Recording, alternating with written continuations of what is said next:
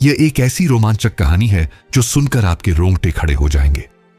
उत्तराखंड के एक सुदूर गांव में, जहां घने जंगल रहस्यों को अपनी आगोश में छिपाए रखते थे, वहां एक छोटा सा गांव बसा था, रामनगर। गांव के लोग सादगी से जीवन जीते थे, लेकिन एक अनकही डर की छाया हमेशा उनके दिलों पर मंडराती थी। गांव के बाहर एक प्राचीन मंदिर था जो कभी भक्तों से गूंजता था, लेकिन अब वहां सन्नाटा पसरा रहता था। लोग कहते थे कि मंदिर में कोई अज्ञात शक्ति निवास करती है जो रात के समय जंगल में भटकती है। रामनगर में एक विधवा औरत रहती थी, राधा। राधा की उम्र लगभग 35 वर्ष थी और वह अपनी छोटी सी झोपड़ी में अकेली रहती थी।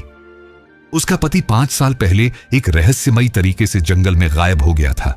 गांव वाले उससे दूरी बनाए रखते थे, क्योंकि कुछ का मानना था कि राधा के पति की गुमशुदगी के पीछे कोई श्राप था। राधा चुपचाप अपनी जिंदगी जीती थी, लेकिन उसकी आंखों में एक गहरा दर्द और अनकहा रहस्य छिपा था। एक दिन गांव में 3 साधुओं का आगमन हुआ। ये साधु लंबे चौड़े, दाढ़ी मूंछों वाले और गेरुए वस्त्रों में लिपटे हुए थे। उनके चेहरों पर एक अजीब सी शांति थी, लेकिन उनकी आंखें कुछ और ही कहानी बयान करती थीं। गांव वालों ने उन्हें मंदिर के पास एक पुरानी धर्मशाला में ठहरने की जगह दी। साधुओं के नाम थे स्वामी तपकेश्वर, स्वामी हरिदास और स्वामी ज्योति। तीनों साधु दिन में मंदिर में पूजा करते और रात में जंगल की ओर चले जाते। गांव वाले उनके इस बेपरवाह रवैये से हैरान थे, लेकिन कोई सवाल करने की हिम्मत न जुटा पाता था। एक शाम राधा जंगल से लकड़ियां इकट्ठी करके लौट रही थीं। सूरज डूब चुका था और जंगल में अंधेरा गहराने लगा था। तभी उसे कुछ आवाजें सुनाई दी, किसी के मंत्र पढ़ने की आवाज। वह डरते डरते उस दिशा में बढ़ी। एक छोटी सी गुफा के पास तीनों साधु बैठे थे। उनके चारों ओर एक अजीब सा प्रकाश था। राधा ने देखा कि स्वामी तपकेश्वर के हाथ में एक प्राचीन किताब थी, जिसके पन्ने पीले पड़ चुके थे। स्वामी हरिदास एक त्रिशूल लिए हुए था और स्वामी ज्योति के हाथ में एक माला थी, जिसके दाने चमक रहे थे। राधा ने छिपकर उनकी बातें सुनने की कोशिश की। स्वामी तपकेश्वर धीमी आवाज में कह रहा था, हमें वो रत्न चाहिए जो इस जंगल में कहीं छिपा है। बिना इसके हमारा मिशन अधूरा रहेगा। स्वामी हरिदास ने जवाब दिया, लेकिन हमें सावधान रहना होगा। गांव वाले कुछ जानते हैं, खासकर वो विधवा राधा। राधा का दिल जोर जोर से धड़कने लगा। वह समझ गई कि साधु उसकी बात कर रहे थे। वह चुपके से पीछे हटी, लेकिन उसका पैर एक सूखी टहनी पर पड़ गया और आवाज हुई। साधुओं ने तुरंत उस दिशा में देखा। स्वामी ज्योति ने तेज आवाज में कहा, कौन है वहां? राधा भागने लगी, लेकिन स्वामी हरिदास की तेज नजरों ने उसे देख लिया। रुको, स्वामी हरिदास ने कहा और तेजी से उसके पीछे दौड़ा। राधा जंगल के घने रास्तों से भाग रही थी, लेकिन स्वामी हरिदास ने उसे पकड़ लिया। तुम यहां क्या कर रही थी? उसने गुस्से से पूछा। राधा ने डरते हुए कहा, मैं बस लकड़ियां लेने आई थी, मैंने कुछ नहीं देखा। स्वामी तपकेश्वर और स्वामी ज्योति भी वहां पहुंच गए। स्वामी तपकेश्वर ने राधा को घूर कर देखा और कहा, तुम राधा हो, है ना? हमें तुमसे कोई दुश्मनी नहीं है, लेकिन अगर तुमने हमारी बातें सुनी हैं तो तुम्हें चुप रहना होगा। राधा ने सहमति में सिर हिलाया और वहां से भाग निकली। उस रात वह अपनी झोपड़ी में सो न पाई। साधुओं की बातें उसके दिमाग में घूम रही थीं। रत्न, मिशन, ये साधु आखिर चाहते क्या है? उसने सोचा। अगले दिन राधा ने फैसला किया कि वह साधुओं पर नजर रखेगी। वह जानना चाहती थी कि वे क्या छिपा रहे हैं। उसने अपने पति की गुमशुदगी को भी इस रहस्य से जोड़कर देखा। शायद साधुओं का मिशन और उसके पति का गायब होना एक दूसरे से जुड़े हुए थे। वह दोपहर के समय चुपके से मंदिर के पास गई। साधु वहां नहीं थे। उसने मंदिर के पीछे एक पुराना कुआं देखा जो सूख चुका था। कुएं के पास कुछ अजीब से निशान थे, जैसे किसी ने वहां खुदाई की हो। राधा ने निशानों को ध्यान से देखा। तभी उसे एक छोटा सा ताबीज मिला जिस पर संस्कृत में कुछ लिखा था।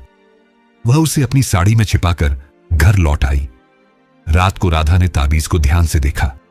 उस पर लिखा था, यत्र रत्नम तत्र शक्ति।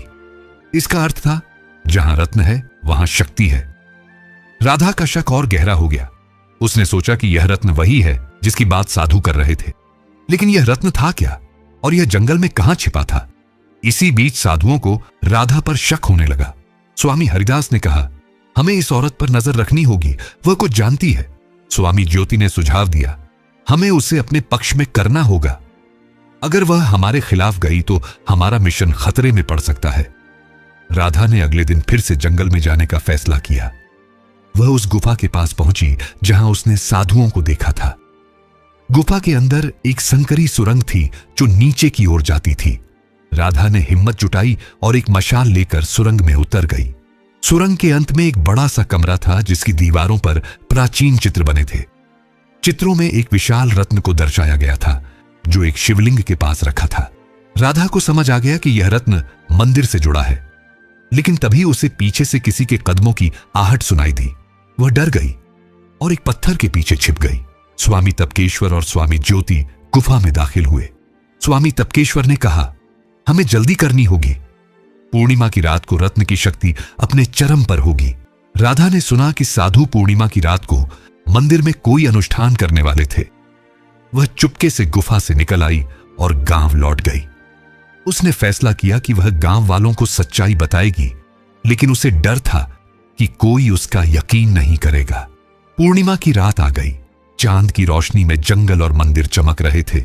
राधा ने गांव के कुछ विश्वसनीय लोगों को साधुओं की योजना के बारे में बताया, लेकिन केवल एक बुजुर्ग ज्योतिषी पंडित गोपाल उसकी बात पर यकीन करने को तैयार हुआ।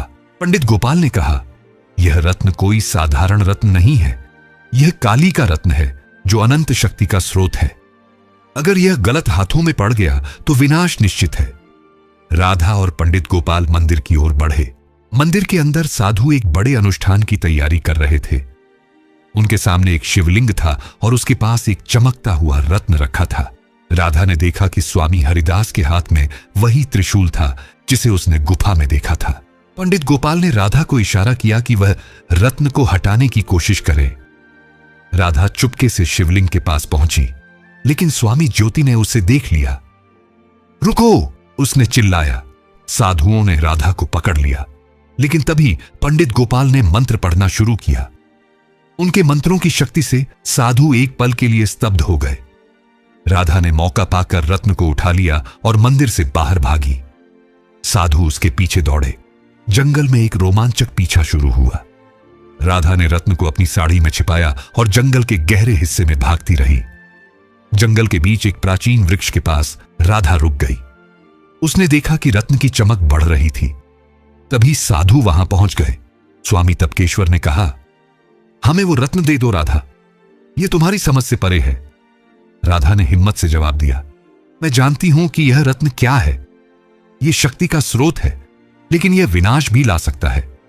मैं इसे तुम्हें नहीं दूंगी। तभी एक अजीब सी घटना हुई। रत्न की चमक इतनी तेज हो गई कि साधु पीछे हट गए। एक आकृति प्रकट हुई। यह राधा का पति था जो 5 साल पहले गायब हो गया था। उसने कहा, राधा, तुमने सही किया। यह रत्न मेरे पास था, लेकिन मैं इसे गलत हाथों में नहीं पड़ने देना चाहता था। इसलिए मैंने इसे जंगल में छिपा दिया और खुद गायब हो गया।